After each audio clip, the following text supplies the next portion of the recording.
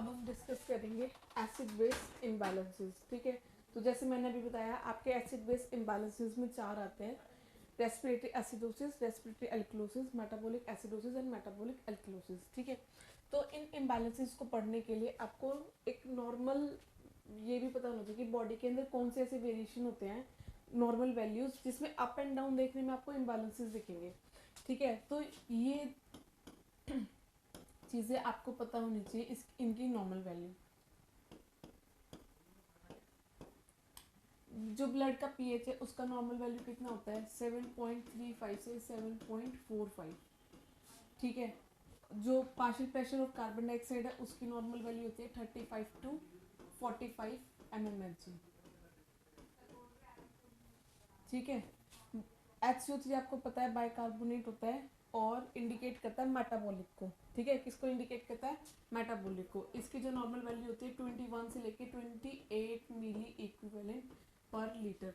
ठीक है, आपको ये 3 वैल्यू नॉर्मल्स पता होनी चाहिए क्योंकि इनके अंदर जब वेरिएशंस देखने के लिए मिलते हैं हमें, तभी हमें एसिडोसिस एंड एल्कलोसिस देखने के लिए मिलता है। अब मैं बताती हूँ, जैसे पीएच है 7.35 से 7.45 नॉर्मल पीएच देखने के लिए मिलता है। अगर 7.35 से बिलो पीएच जाएगा तो 7.35 से बिलो 7.3, 7.2, 7, 6, 6.8 मतलब ऐसे करके बिलो बिलो बिलो जितना जाएगा वो एसिडिक मीडियम कोज करेगा।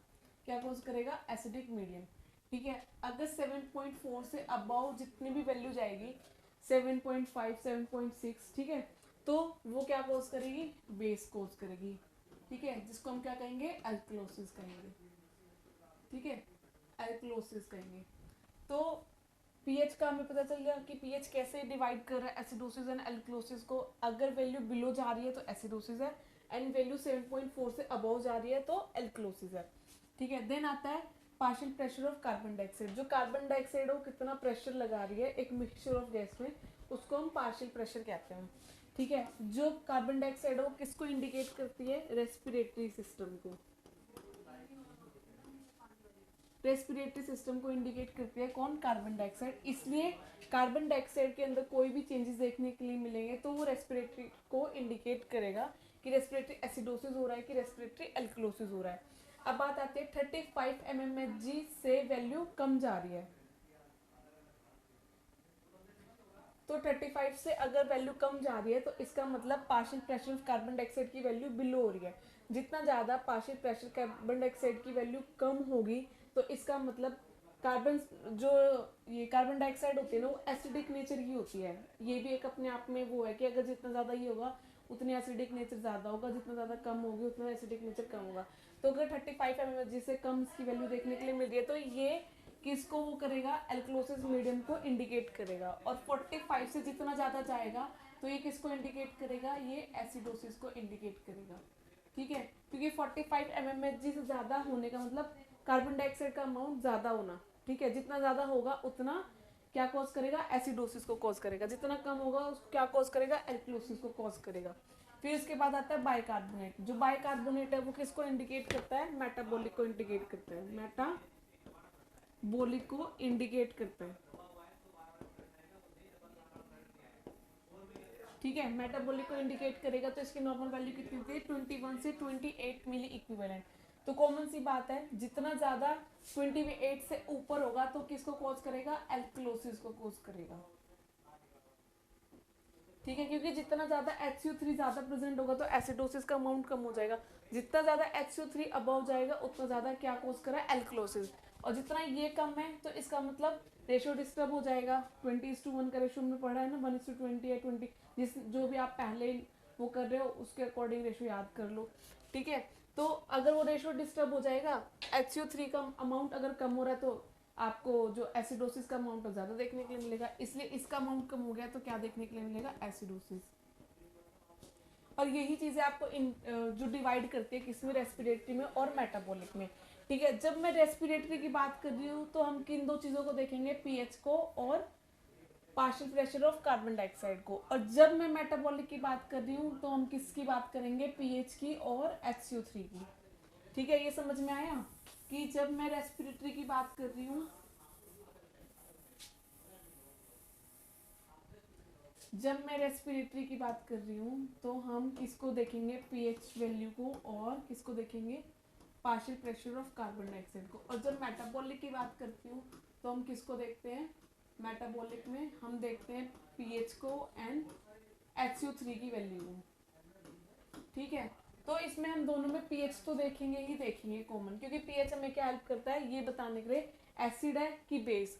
कार्बन डाइऑक्साइड में ऑल्ट्रेशन देखने के लिए मिल रहा है तो रेस्पिरेटरी का पता चलेगा, और मेटाबॉलिक में ऑल्ट्रेशन देखने के लिए मिल रही है तो किसका पता चलेगा हमें, इसका मेटाबॉलिक का पता चलेगा, बाइकार्बोनेट में अगर डिस्टर्बेंस देखने के लिए मिल रहा है। तो ये तो हो गया हमारा थोड़ा सा बेस, जो मैंने आपको बताया कि ये वैल्यूज हमें पता होनी चाहिए। ठीक है, और ये वैल्यूज हमें डिवाइड करती है किस चीज़ में, रेस्पिरेटरी और मेटाबॉलिक में। ठीक है, अब हम डिस्कस स्टार्ट करते हैं। सबसे पहले रेस्पिरेटरी।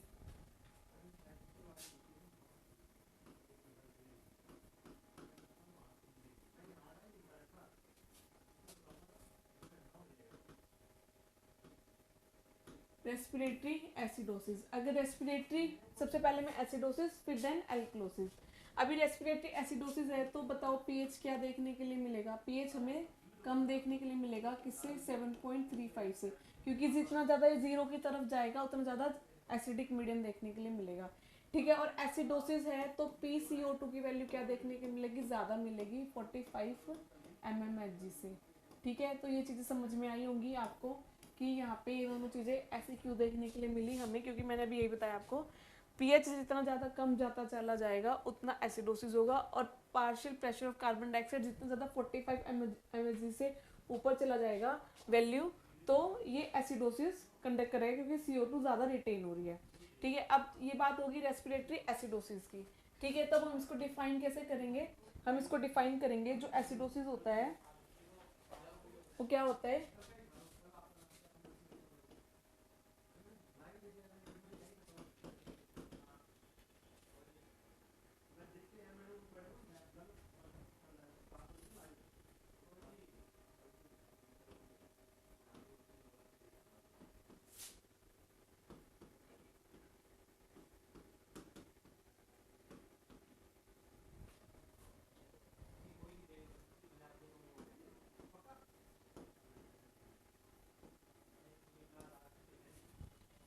रेस्पिरेटरी एसिडोसिस क्या डिफाइन करता है कि इंक्रीज होना है H प्लस आयन का, कोज किया जाता है किसकी वजह से, एल्वियोलर हाइपोवेंटिलेशन। रेस्पिरेटरी का मतलब लंग्स, लंग्स की बेसिक यूनिट क्या है हमारी, एल्वियोलाई।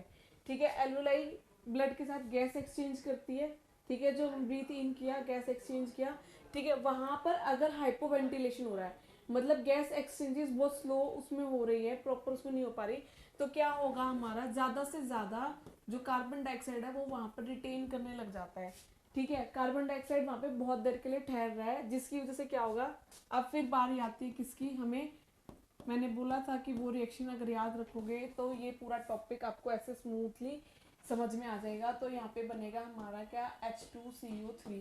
ठीक है, अगर कार्बन डाइऑक्साइड ज़्यादा होगी बॉडी के अंदर देखने के लिए मिलेगी, ज़्यादा से ज़्यादा वाटर के साथ बाइंड करेगी, और H2CO3 ज़्यादा बनेगा बॉडी के अंदर, जो क्या कॉज करेगा, रेस्पिरेटरी एसिडोसिस। अब बात आती है कि वो कंडीशन जो, मतलब कि ऐसी कौन कौन सी कंडीशन है जो हाइपोवेंटिलेशन अराइज करती हैं।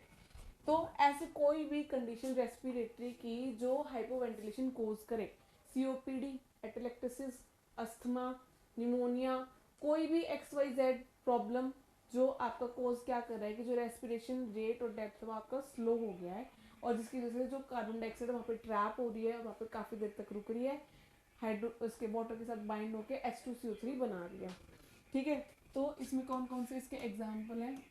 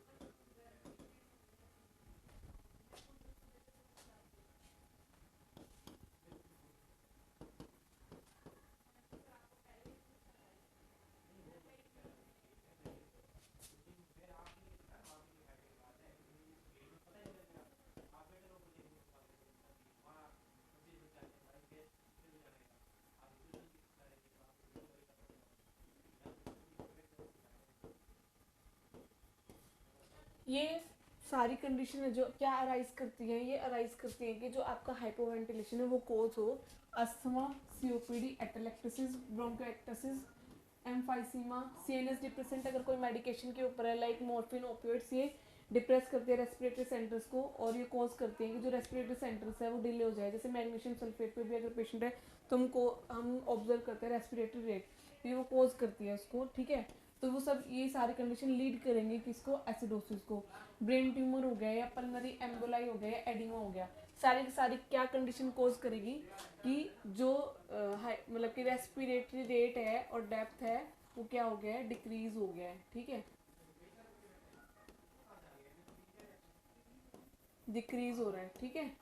जिसकी वजह से क्या हो रहा है, जो कार्बन डाइऑक्साइड है वो बहुत देर के लिए वहीं पर ट्रैप हो गई है और ये कार्बोनिक एसिड ज़्यादा से ज़्यादा बना रही है, ठीक है। तो ये इसके सारे के सारे कोज हैं, ठीक है, क्या है, रेस्पिरेटरी एसिडोसिस के कोज है। अब बात आती है कि क्या क्या साइन एंड सिम्टम आपको देखने के लिए मिलेंगे। अभी जैसे अगर आपने बफर क्या कहते हैं जो हमने रेगुलेशंस पढ़े थे तीनों, अगर उनको अच्छे से समझ लिया होगा ना तो आपको साइन एंड सिम्टम क्विकली समझ में आ जाएंगे, ठीक है। ऐसे कौन कौन से साइन एंड सिम्टम है जो आपको देखने के लिए मिलेंगे। सबसे पहले तो आपको हाइपोवेंटिलेशन ही देखने के लिए मिलेगा, जो number of rate and depth है वो कम 10 से भी बिलो या 12 से बिलो आपको देखने के लिए मिलेगा, ठीक है। फिर इसके अलावा आपको क्या देखने को मिलेगा, हाइपरकैलीमिया। हाइपरकैलीमिया क्यों देखने के लिए मिलेगा, जैसे कि मैंने आपको बताया H+ साइंस अभी ज़्यादा है ब्लड के अंदर, वो क्या करेंगे, पोटाशियम के साथ शिफ्ट कर जाएंगे। पोटाशियम के साथ शिफ्ट करेंगे तो पोटाशियम बाहर आ जाएगा एक्स्ट्रा सेलुलर फ्लूइड के अंदर, ठीक है। जो अभी पोटाशियम यहाँ पे क्या है, इंट्रासेलुलर फ्लूइड है, वो शिफ्ट कर जाएगा एक्स्ट्रा सेलुलर फ्लूइड के साथ, ठीक है। जिसकी वजह से क्या हो जाएगा कि ब्लड के अंदर हाइपरकैलीमिया देखने के लिए मिलेगा। और जो हाइपरकैलीमिया में जितनी भी जो भी प्रॉब्लम होती है ना वो सारी की सारी यहाँ पे अराइज हो जाएगी और आपको ईसीजी में भी चेंजेस देखने के लिए मिलेंगे। जितना ज़्यादा रिलेटिवली हाइपरकैलीमिया होगा उतना, जैसे कि एसटी सेगमेंट,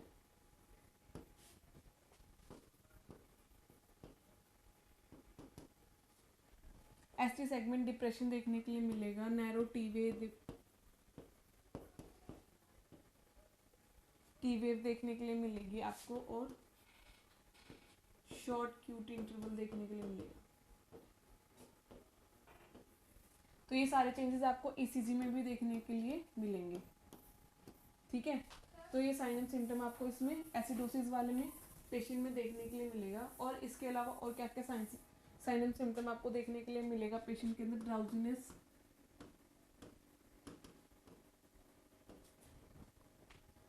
डिसओरिएंटेशन, कंफ्यूजन, अगर ज़्यादा सीवियरिटी है तो सीजर्स भी आ सकते हैं पेशेंट को, इवन कोमा में भी जा सकता है पेशेंट, ठीक है। इसके अलावा वीएफ वेंट्रिकुलर फिब्रिलेशन आपको देखने के लिए मिलेगा पेशेंट के अंदर, हाइपोटेंशन,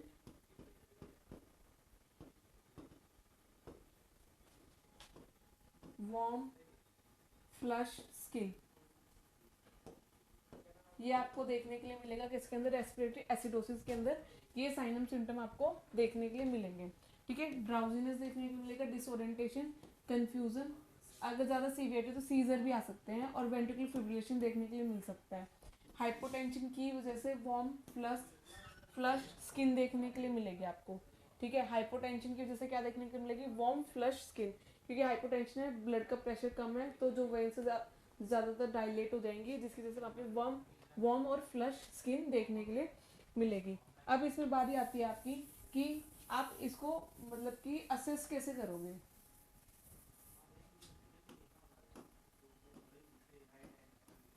असेस कैसे करोगे आप इसको, ठीक है। तो सबसे पहले तो जो ईसीजी चेंजेस देखने के लिए मिलेंगे हम लोगों को, ठीक है। पेशेंट का आप जो हाइपरवेंटिलेशन देख रहे हो वो चीज़ें देखने के लिए मिलेंगी आपको। और आप एक चीज़ और है, एबीजी करते हो, ये बहुत इंपॉर्टेंट है, ठीक है। अपने आप में भी एक टॉपिक है, एसिड बेस गैस एनालिसिस कहते हैं इसको, ठीक है। ये एक ब्लड टेस्ट है, आर्टीरियल ब्लड से सैंपल लिया जाता है इसमें, ठीक है, हिपेरनाइज नीडल्स की हेल्प से, और उस सैंपल को इन्वेस्टिगेशन के लिए भेजा जाता है और जो रीडिंग्स है ना फिर उनको देखते हैं कि क्या रीडिंग्स प्रिडिक्शन हो रही है, कंडीशन अराइज हो रही है, क्योंकि एबीजी ही सबसे मतलब एक्यूरेसी आपको बताता है इसमें कि जो कंडीशन है पेशेंट की अभी राइट नाउ क्या चल रही है। ठीक है, तो एबीजी के बारे में मैं आपको बता देती हूँ। एसिड बेस गैस एनालिसिस, कभी भी पेशेंट के अंदर जो ये क्राइटेरियाज हैं ये देखने के लिए, रेस्पिरेटरी प्रॉब्लम ज़्यादा है, एसिडोसिस एल्कलोसिस कभी भी ज़्यादा देखने को मिलता है, तब हम एबीजी करते हैं। ठीक है, तो इसको करने के लिए क्या करते हैं, क्यों करते हैं एबीजी हम? सबसे पहले तो जो एबीजी है इसमें आर्टीरियल सैंपल लिया जाता है। आर्टीरियल सैंपल का मतलब है यहाँ पे आर्टरी से सैंपल लिया जाता है। ठीक है, वेन को यूज नहीं किया जाता, आर्टरी से डायरेक्ट ब्लड विड्रॉ किया जाता है। तो जो ज़्यादातर आर्टरी यूज की जाती है वो रेडियल आर्टरी है। वैसे अदर आर्टरीज भी यूज की जाती है, फिमोरल आर्टरी भी यूज की जाती है, लेकिन वो तब यूज की जाती है जब हम एक्सेसिबल नहीं है रेडियल आर्टरी के लिए। और रेडियल आर्टरी में पता है जो थंब के एडजेसेंट यहाँ पर ग्रूव है हमारा रेडियल बोन के ऊपर, ठीक है, ओवर, तो यहाँ पर ये हमारे रेडियल आर्टरी होती है। ठीक है, यहाँ से हम ब्लड सैंपल लेते हैं, हिपेरानाइज नीडल होती है, 90 डिग्री पे उसको इंसर्ट करते हैं पैल्पेट करके आर्टरी को। देन लेकिन उसको करने से पहले हम क्या करते हैं, इसमें एक एलन टेस्ट करते हैं। क्या करते हैं, एलन टेस्ट परफॉर्म किया जाता है कि जो एबीजी है क्या हम उस रेडियल आर्टरी में परफॉर्म कर सकते हैं कि नहीं कर सकते। तो अब इसमें क्या किया जाता है, एलन टेस्ट परफॉर्म करने के लिए सबसे पहले क्वेश्चन ये राइज होता है, जो एलन टेस्ट होता है ये मतलब किस पर्पज से किया जाता है। एलन टेस्ट अल्नर आर्टरी की पेटेंसी चेक करने के लिए करते हैं। ठीक है, क्योंकि जो हमारे ये हैंड होता है ना, इसके अंदर ये यहाँ पे एक अनास्मोसिस होता है, और रेडियल आर्टरी और अल्नर आर्टरी दोनों मिलके वो बनाते हैं, और जो ये हमारे फिंगर टिप्स हैं, फिंगर्स हैं हमारी, इनमें ब्लड सर्कुलेशन प्रोवाइड करता है। अगर हम आर्टीरियल आर्टरी को पंचर कर देंगे सैंपल लेकर, तो अल्नर आर्टरी वर्किंग होनी चाहिए, ताकि जो ब्लड सर्कुलेशन है वो मेंटेन रहे फिंगर्स का। अगर ब्लड सर्कुलेशन नहीं मेंटेन रहेगा तो उसके अपने हजार्डियस हैं, और हमने सैंपल भी ले लिया, तो इसलिए अल्नर आर्टरी की पेटेंसी चेक करने के लिए हम एलन टेस्ट करते हैं। अब वो कैसे परफॉर्म किया जाता है कि जो दोनों आर्टरी है उनको एट वन टाइम पे ही कंप्रेस कर देते हैं। ठीक है, जैसे कि मान लो ये है, मतलब कि मेरा हैंड है, ये मतलब पेशेंट का हैंड है, आप ये वाली साइड एंड ये वाली साइड दोनों हैंड से ऐसे कंप्रेस कर दोगे। ठीक है, कंप्रेस करने के बाद पेशेंट को कहोगे कि जो अपनी फीस्ट है वो ओपन एंड क्लोज करे 4 to 5 टाइम्स। ठीक है, और वो करने के बाद फिर आप क्या करोगे, मतलब 4 to 5 टाइम करने के बाद पेशेंट को कहोगे, मतलब पेशेंट को नहीं कहोगे, उसके बाद आप अल्नर आर्टरी से जो प्रेशर है वो रिलीज कर दोगे। अल्नर आर्टरी से प्रेशर अभी रिलीज क्यों करना है, क्योंकि हमने कुछ सेकंड के लिए जो ब्लड फ्लो वो रोक दिया है, तो जो हमारी स्किन होती है ना ये पेल हो जाएगी बिल्कुल। और जब पेल होने के बाद हम क्या देखेंगे कि कितने सेकंड में जो ब्लड है वो वहाँ पे रिटर्न हो गया, और जो स्किन का पिंकनेस है वो रिटर्न हो रहा है। उसी से हमें पता चल जाएगा कि जो वो आर्टरी है उसकी पेटेंसी ठीक है। ठीक है, और वो प्रॉपर वर्किंग कर रही है, और हम रेडियल आर्टरी से ब्लड सैंपल को ले सकते हैं। अगर विद इन 6 to 7 सेकेंड्स में, मतलब इससे पहले ही आ जाता है वैसे तो, खैर जो पिंकनेस है ना रिटर्न आ जाती है, पिंकनेस रिटर्न। ठीक है, पिंकनेस है जो वो रिटर्न हो जाती है विद इन 6 to 2 सेकेंड, मतलब 3-4 सेकेंड में, 2-3 सेकेंड में रिटर्न हो जाती है, पर maximum to maximum 6 to 7 second में अगर वो नहीं रिटर्न होती है तो हम रेडियल आर्टरी से पंचर नहीं करेंगे, क्योंकि यहाँ पर अल्नर आर्टरी की पेटेंसी नहीं है और वो ब्लड सर्कुलेशन को मेंटेन नहीं कर पाएगी। तो आप पेशेंट के जो हैंड है उसको डैमेज कर सकते हो। अगर सर्कुलेशन मेंटेन नहीं हुआ तो बहुत सारे प्रॉब्लम हो सकते हैं, गैंग्रीन भी हो सकता है पेशेंट को। ठीक है, तो ये 6 to 7 हाइपोक्सिया लीड कर सकता है, तो 6 to 7 सेकेंड में ये रिटर्न करना होता है। अब बात आती है कि जो हिपैरानाइज नीडल है, पहले तो जो हिपैरानाइज है ना नीडल को किया जाता था, हिपैरिन लेके उसको फ्लश कर देते थे, बिल्कुल उतना हिपैरिन जो सिर्फ आसपास मतलब जो अंदर द उसका सिरिंज है ना उसके वो लग जाए। लेकिन अब ऑटोमेटिक हिपैरानाइज नीडल आती है, क्योंकि उसमें क्या होता है कि जब हम खुद से करते थे तो मैनी टाइम्स ऐसे भी होता है कि सिंगल ड्रॉप भी अगर रह जाता है तो फॉल्स रीडिंग देता है पेशेंट की। तो अब जो हिपैरानाइज नीडल है वो उसको यूज़ किया जाता है। जैसे सैंपल विड्रॉ कर दिया जाता है तो सैंपल को लेबल करके पेशेंट किस सप्लाई पे है वो मेंशन करते हैं हम। ठीक है, और उसको सेंड कर देते हैं, विद इन 10 मिनट्स उसकी रिपोर्ट आ जानी चाहिए। और टेम्परेचर उसका मेंटेन, मतलब आइस बॉक्स के ऊपर उसको रखते हैं, ताकि जो टेम्परेचर चेंजेस ना होने की वजह से मतलब उसमें कोई वेरिएशन देखने के लिए ना मिले। ठीक है, तो ये चीज़ हमें ध्यान रखता है। जो एबीजी होता है, फिर जो मैंने आपको रीडिंग्स बताई थी, एबीजी में वैसे तो होती तो बहुत सारी चीज़ें हैं। एबीजी के अंदर आपका पोटाशियम भी आता है, ऑक्सीजन, कार्बन डाइऑक्साइड, HCO3 का level, pH, lactic acid, glucose. लेकिन जो हम मेनली मेजर करते हैं वो क्या करते हैं, pH, partial pressure of carbon dioxide and bicarbonate.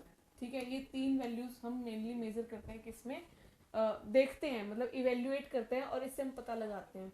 ठीक है, और अब हम बात करें किसकी, रेस्पिरेटरी एसिडोसिस की। जब रेस्पिरेटरी एसिडोसिस होगा तो 7.35 से कम इसका क्या देखने के लिए मिलेगा हमें, पीएच।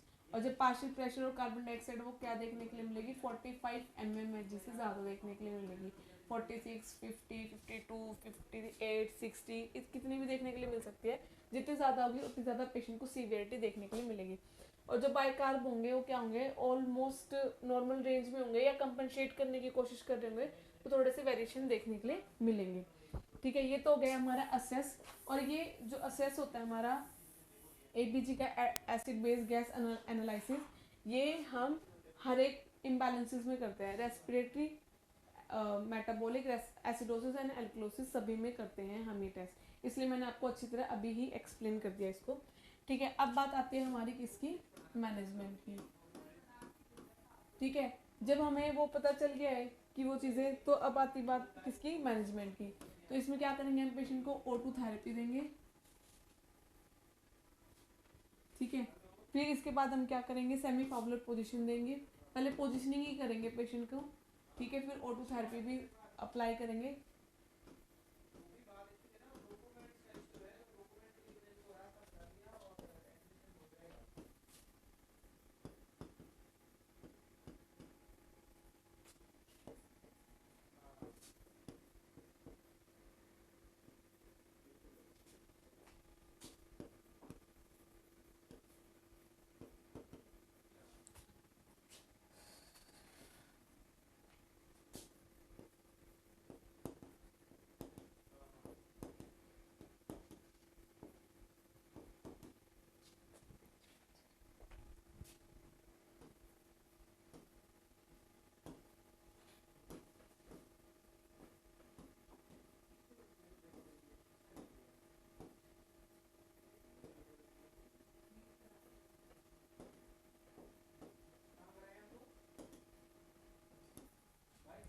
अब आप मैनेजमेंट में क्या करोगे, क्योंकि हमें पता है कि किसी न किसी वजह से जो रेस्पिरेटरी ट्रैक है वो ऑब्स्ट्रक्ट हो रखा है, नैरो हो रखा है, या किसी भी वजह से वहाँ पर हाइपोवेंटिलेशन मेंटेन हो रखा है, जो हमारी कंडीशंस है।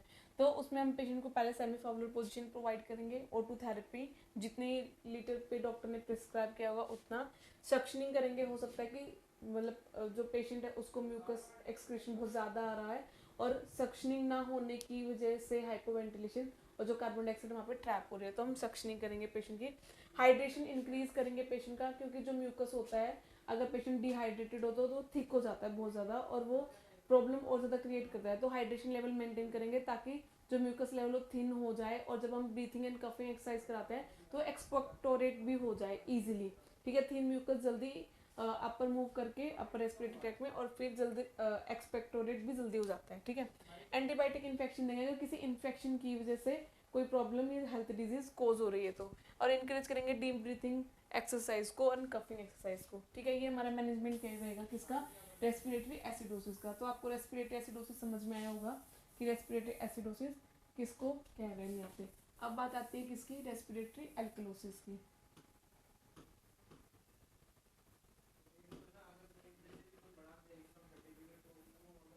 अब बात आती है रेस्पिरेटरी एल्कलोसिस की। अब यहाँ पे हम बात करें रेस्पिरेटरी एल्कलोसिस की, तो जो पीएच है हमें वो क्या देखने के लिए मिलेगा, यहाँ पर 7.45 इसकी अपर लिमिट होती है, तो उससे ज़्यादा देखने के लिए मिलेगा। ठीक है, और जो partial pressure of carbon dioxide है वो क्या देखने के लिए मिलेगी हमें, यहाँ पे कार्बन डाइऑक्साइड हमें यहाँ पे कम देखने के लिए मिलेगी। इसका अमाउंट 35 mmHg से कम देखने के लिए मिलेगा। ठीक है, क्योंकि यहाँ पे क्या हो रहा है, यहाँ पे एल्कलोसिस हो रहा है। ठीक है, यहाँ पे जैसे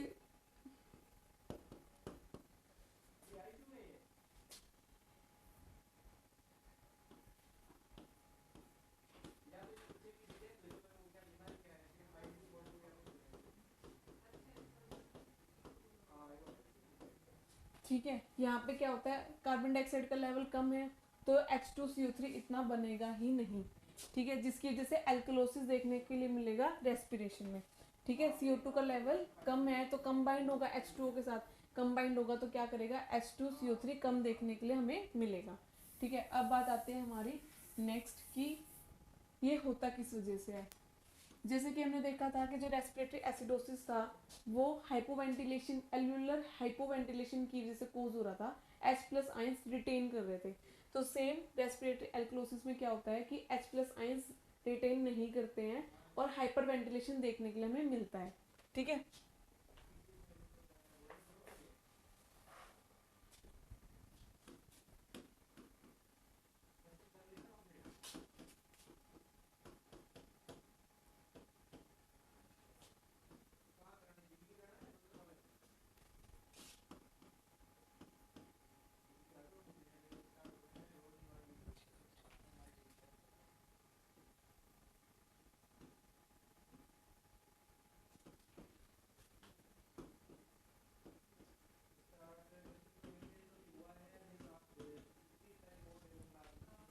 डिक्रीज हो जाएगा H+ आयंस की कंसंट्रेशन। ठीक है, कंसंट्रेशन डिक्रीज हो जाएगी यहाँ पे किसकी वजह से, एल्वुलर हाइपर वेंटिलेशन की वजह से।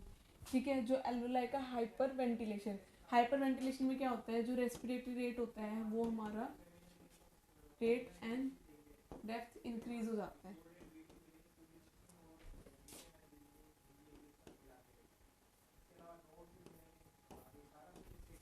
ठीक है, इसमें क्या होता है कि जो रेट और डेप्थ है वो बहुत ज़्यादा इंक्रीज हो गया है तो पेशेंट हाइपर वेंटिलेट कर रहा है तो बहुत देर के लिए ऑक्सीजन हमारी रिटेन ही नहीं करेगी क्योंकि जो नंबर ऑफ साइकिल है वो बहुत ज़्यादा इंक्रीज हो जाएंगे। नॉर्मली हमारी कितनी होती है 20, तो इसमें 24 26 ऐसे देखने को मिलेगी। तो इतनी देर के लिए कार्बन डाइऑक्साइड यहाँ रुकेगा ही नहीं कि वाटर के साथ बाइंड करके H2CO3 बना पाए। ठीक है, इसलिए partial pressure of carbon dioxide कम देखने के लिए मिलेगा तो पेशेंट जो है हाइपर वेंटिलेशन यहाँ देखने के लिए मिलता है पेशेंट में। ठीक है, इसमें कॉजेज क्या क्या होंगे पेशेंट के,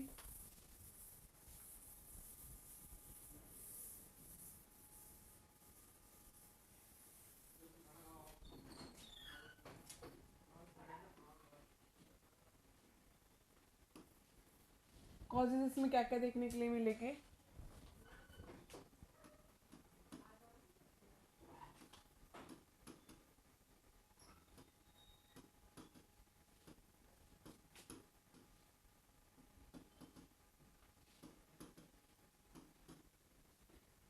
ओवर स्टिमुलेशन होना किसी भी वजह से रेस्पिरेटरी सेंटर का। ठीक है, तो किन किन उसमें होता है,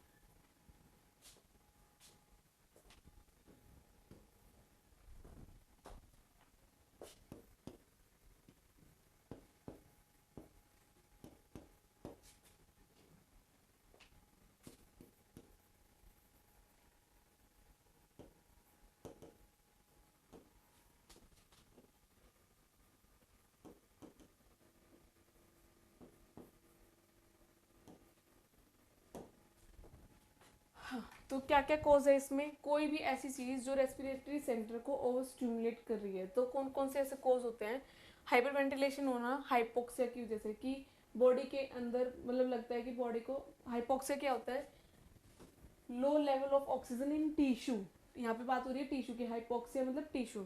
ठीक है, low level of oxygen in tissue जिसकी वजह से क्या होता है कि बॉडी को ये होता है कि मुझे ज़्यादा से ज़्यादा ऑक्सीजन पहुंचानी है तो वो क्या कोशिश करेगा, वो अपनी स्पीड को इंक्रीज कर देगा कि ब्रेन सोचेगा कि अगर मैं नंबर ऑफ साइकिल इंक्रीज कर दूंगा तो ज़्यादा से ज़्यादा ऑक्सीजन बॉडी के अंदर जाएगी और ज़्यादा से ज़्यादा टिश्यू के पास पहुंच जाएगी। तो हाइपोक्सिया लीड करता है किसको, हाइपर वेंटिलेशन को, हिस्टीरिया।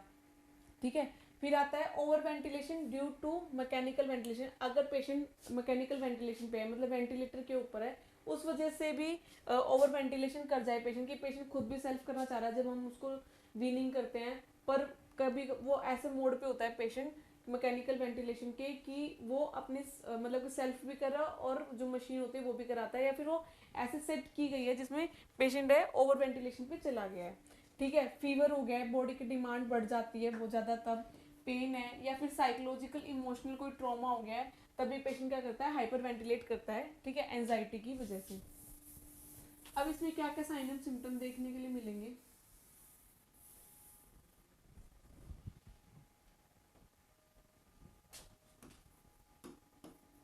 इसमें जो साइन एंड सिम्टम देखने के लिए मिलेंगे, सबसे पहले क्या देखने के लिए मिलेगा, हाइपर वेंटिलेशन। ठीक है, हाइपर वेंटिलेशन में जो रेट एंड डेप्थ है वो बढ़ जाएगी। ठीक है, रेट एंड डेप्थ इंक्रीज हो जाएगी। ठीक है, नंबर ऑफ वेंटिलेशन इंक्रीज हो जाएगा, लाइक मोर देन 22 से ज़्यादा आपको जो नंबर ऑफ ब्रीथ पर मिनट है वो देखने के लिए मिलेगा पेशेंट के अंदर।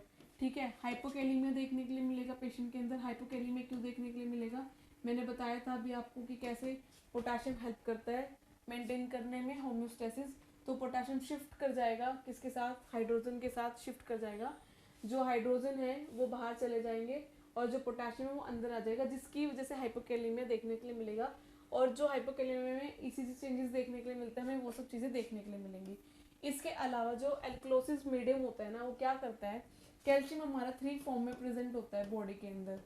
ठीक है, एक तो सीरम फॉर्म में जो मतलब ब्लड के अंदर प्रेजेंट है, प्लाज्मा के अंदर प्रेजेंट है नॉर्मली हमारा। ठीक है, एक जो प्रोटीन के साथ बाइंड करता है कैल्शियम हमारा। ठीक है, और एक होता है हमारा जो कैल्शियम होता है वो बाइंड करता है नॉन प्रोटीन के साथ, नॉन प्रोटीन अनायन के साथ बाइंड करता है। ठीक है, तो क्या करता है, जब जब जब बॉडी के अंदर एल्कलोसिस मीडियम बढ़ा हुआ मिलता है ना, तब तब ये कैल्शियम क्या करता है, ज्यादा से ज्यादा प्रोटीन के साथ बाइंड होना शुरू कर देता है। होता है ना कि एक चीज है कि फेवरेबल इन्वायरमेंट मिलता है तो वो चीज ग्रो कर जाती है। ऐसे ही एल्कलोसिस मीडियम की वजह से जो कैल्शियम है वो, जिससे अगर सीरम प्लाज्मा में प्रेजेंट इतना जितनी नॉर्मल वैल्यू कैल्शियम की होती है वो नहीं होगी, तो हाइपोकैल्सीमिया देखने के लिए मिलेगा। टेक्नी, टोसिसाउंड, ये जो टिंगलिंग होना, नमनेस होना फिंगर्स में, टोज में, तो ये हाइपोकैल्सीमिया के सारे साइन एंड सिम्टम है। तो ये सारे साइन एंड सिम्टम देखने के लिए मिलेंगे क्योंकि ज़्यादा ज़्यादा प्रोटीन के साथ बाइंड होने लग जाता है रेदर देन प्लाज्मा, प्लाज्मा की फॉर्म में प्रेजेंट होने से। ठीक है, तो इसलिए जब जब एल्कलोसिस होगा तो आपको क्या देखने के लिए मिलेगा, चाहे मेटाबॉलिक हो चाहे रेस्पिरेटरी हो, हाइपोकैल्सीमिया देखने के लिए मिलेगा। ठीक है, फिर इसके बाद और इससे रिलेटेड टिंगलिंग, नमनेस, और क्या देखने के लिए मिलता है, टेक्टनी, प्रोस्योसाइन, ये सब देखने के लिए मिलता है हाइपोकैल्सीमिया की वजह से पेशेंट के अंदर। ठीक है, फिर लिथार्जी, कंफ्यूजन,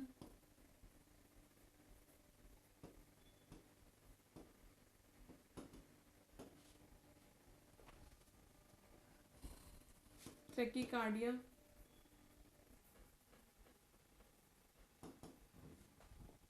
ठीक है, नोजिया, वॉमिटिंग और एपिगेस्टिक पेन।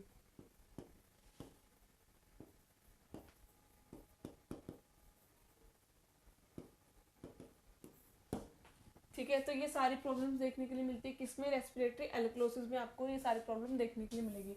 अब बात आती है कि आप डायग्नोसिस में क्या देखोगे, आप एबीजी करोगे, एबीजी करोगे पेशेंट का, ईसीजी चेंजेस देखोगे। ठीक है, ईसीजी चेंजेस में आपको हाइपोकैलिमिया वाले चेंजेस देखने के लिए मिलेंगे। ठीक है, फिर उसके बाद आप क्या करोगे, उसके बाद आप क्या ब्लड वैल्यूज देखोगे, ब्लड वैल्यूज में आपको हाइपोकैल्सीमिया और हाइपोकैलिमिया देखने के लिए मिलेगा। फिर उसके बाद, ठीक है, फिर उसके बाद जब हम एबीजी करते हैं तो एबीजी में भी हमें चेंजेस देखने के लिए मिलते हैं। एबीजी में क्या मिलेगा, हमें जो पीएच है वो ज़्यादा देखने के लिए मिलेगा, और जो partial pressure of carbon dioxide है वो क्या देखने के लिए मिलेगा, कम देखने के लिए मिलेगा। ठीक है, ये चेंजेस हमें देखने के लिए मिलेंगे एबीजी के अंदर, जिस तरह कंफर्म हो जाएगा कि जो पेशेंट है वो रेस्पिरेटरी एल्कलोसिस हो रहा है उसके ऊपर है, ठीक है। फिर आती है बात किसकी, की मैनेजमेंट की, ठीक है। तो जो मैनेजमेंट है इसमें हम क्या क्या चीज़ों का ध्यान रखेंगे पेशेंट को, कि कोई पैनिक सिचुएशन है, कुछ ऐसा है, कोई इमोशनल ट्रॉमा है, तो उसको कोशिश करेंगे कि वो रिजोल्व हो जाए और जो पेशेंट है उसको और सफरिंग ना हो उस चीज़ से, ठीक है। इंकरेज करेंगे उसको कि प्रॉपर ब्रीथिंग पैटर्न फॉलो करे, ठीक है, जिसमें हम उसको सपोर्ट भी करेंगे और प्रैक्टिस भी कराएंगे, ठीक है।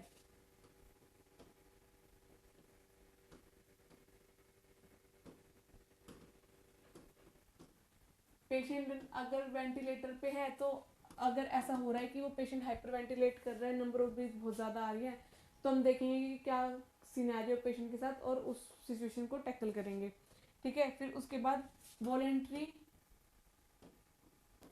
होल्डिंग ऑफ ब्रेथ पेशेंट को सिखाएंगे,